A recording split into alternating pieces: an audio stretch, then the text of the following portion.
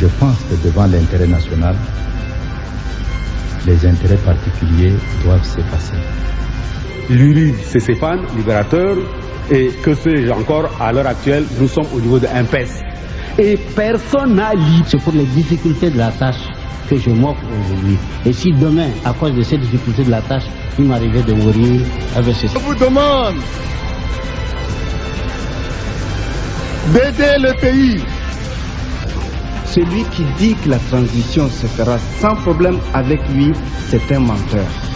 Si le président Idriss Déby lui-même pouvait vous dire quel genre de rapport j'ai avec lui. Cette armée vous assureront que de tels textes ne se modifient pas au gré des régimes et ne subissent pas des modifications intempestives à la faveur de la volonté du prince. Cette laïcité n'a pas été respectée et l'État s'est constamment mêlé des questions d'ordre confessionnel. Quand il s'agit d'adresser un message à notre peuple, à nos populations, nous devons nous adresser à la langue que la population comprenne. Nous devons éviter en particulier un démarrage trop lent. Et n'oublions pas surtout que dès notre sortie tout à l'heure de cette salle, le Tchad entre dans la transition.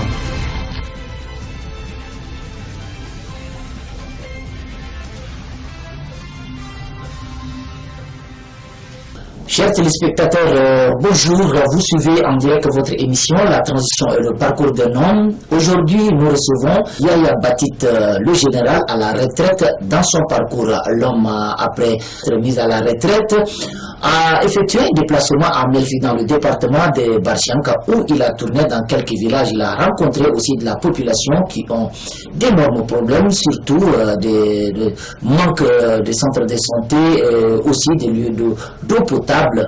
À son retour, il nous a confié de ce qu'il a vécu là-bas dans le département de Barchianka en direct avec la population qui ont lancé un appel pour le président de la République Idriss Déby Itno, chef de l'État, à leur venir en secours.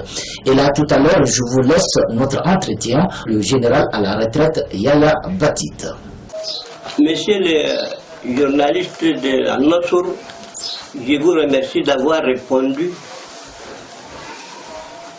Je vous remercie beaucoup. Et pour ne pas dire qu'Al-Nassour couvre tellement d'une manière très visuelle, concrète et avec efficacité pour servir ce pays. C'est pour ces raisons que j'ai entrepris une tournée vers le Melfi à Mebera, fief de Baraïn. Là, les Baraïn, ce sont eux qui ont tout contrecarré Rabat. Ils l'ont chassé avec beaucoup de difficultés. J'étais sous-préfet là-bas. Et c'est après, pendant 30 ans, que je les ai rendu visite. Et donc, monsieur le général Yaya Batit Ali sort de sa grotte pour aider fidèlement le président Idriss Déby Itno, pour contrecarrer les mauvais esprits, les destructeurs intérieurs et extérieurs, qui ont mis à genoux le Tchad qui est levé tout haut par le président Idriss Déby Itno. Le général Yaya Batit demande à toutes les populations des 23 régions du Tchad de voter un référendum pour le choix providentiel, exceptionnel à Idriss Déby Itno. Le peuple a trop souffert. Attention, évitons l'année 79. Les cadres en charge des affaires ont dévié le chemin droit de la confiance du président Idriss Déby Itno qui les a été confiés. Le général Yaya Batit demande au président Idriss Déby Itno de descendre au terrain pour faire le constat amer que vit la population placée aux périphéries pour voir les réalités exactes et pour déceler les mauvais esprits, les mangemilles qui ont rongé la population. Une visite éclair, vue et su, aux 23 régions pour constater la souffrance de la population, manque d'eau, manque de santé, de scolarisation, désolation sans que le président Idriss Déby ne sache. Une interpellation de ces cadres s'avère nécessaire. Le peuple tchadien vous applaudira dans l'air ensemble. Ces 3 points cités vous ont été camouflés par les cadres en charge des différentes régions du Tchad dont vous avez placé confiance. Pour ne pas dépenser de l'argent inutilement à ces cadres qui briment leurs propres parents, pardon, Monsieur le Président, la soif menace mes bras de Baraïn, pas d'école, pas de dispensaire, développement zéro. Nous demandons votre intervention musclée pour sauver cette masse. Nous attendons impatiemment votre réponse sacrée. Les Baraïns, hommes et femmes, soutiennent corps et âme le président Idriss Déby Itno et la première dame Hinda Déby. Ils sont derrière le président Idriss Déby jusqu'à la mort. Pourquoi pas une 5e république à sa tête, le président Idriss Déby Itno, pour défier ces mangements? Il n'y a pas une pièce de rechange à Idriss Déby Itno. Par la voix tout haut du général Yahya Batit et du conseiller spécial de la présidence Mohamed Nour Abbo Abdelkarim, l'artisan de la paix, de la sécurité, du développement multiforme, pendant 30 ans, on l'appelle tout haut Idriss Déby Itno. Voilà à peu près ce que je viens de dire.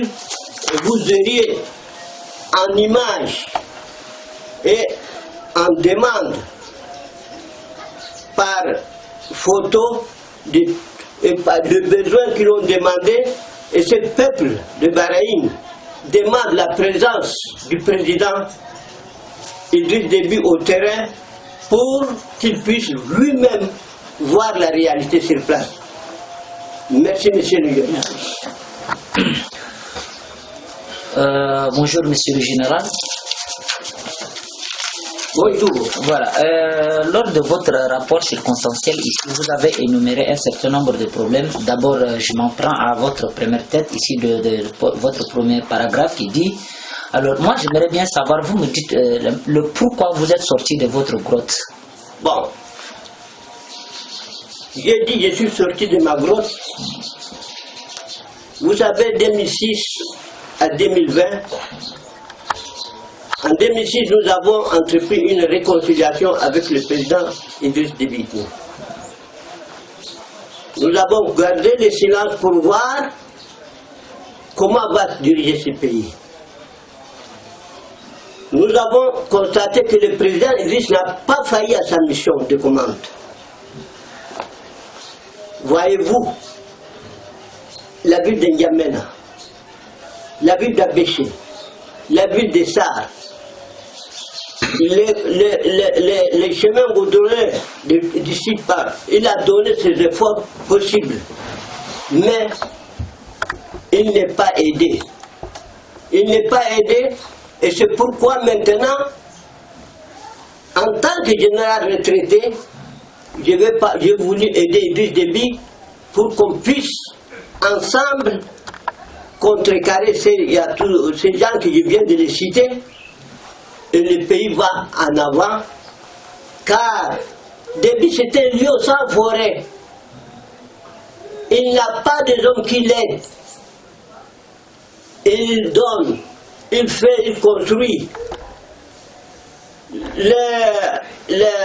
Tout ce qu'il donne pour qu'on puisse aider les Tchad, ce n'est pas parti. Pourquoi? C'est pourquoi l'œuvre de ma visite, bon, j'ai trouvé des maires, de certains ministres qui dorment en dehors d'une maison de sécurité sans abri. Ça m'a beaucoup touché. Et les gens en dehors de ça, ils ne savent pas, ils vont dire que Déby n'a pas fait ça. Or, c'est faux.